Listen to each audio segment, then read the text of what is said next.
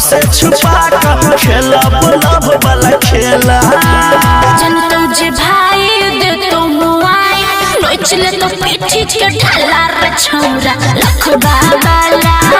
रे छौरा लखबा वाला लागे बर डोर बहिन हजार पूछते त पगते हाला रे छौरा लखबा वाला रे छौरा लखबा वाला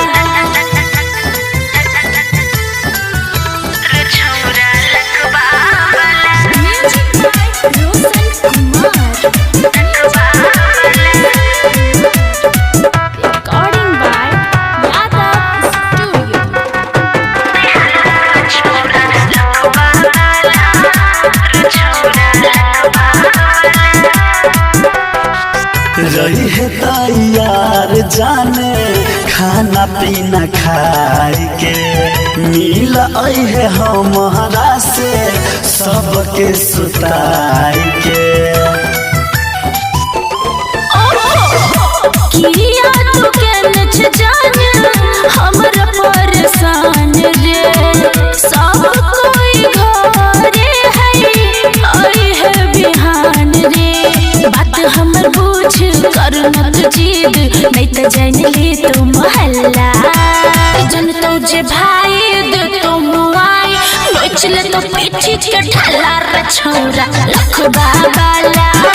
रे छौरा लखबा वाला लागे बर डोर बहिन हजार पूछते त पगते हाला रे छौरा लखबा वाला रे छौरा लखबा वाला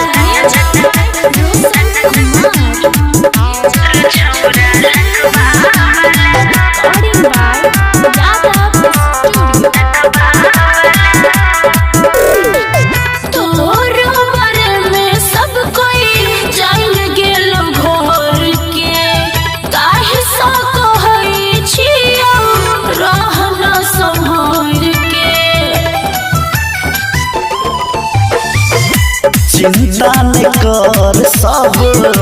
लेबै संभाल गे तोहरा खातिर कनी मनी खा लेबै मार गे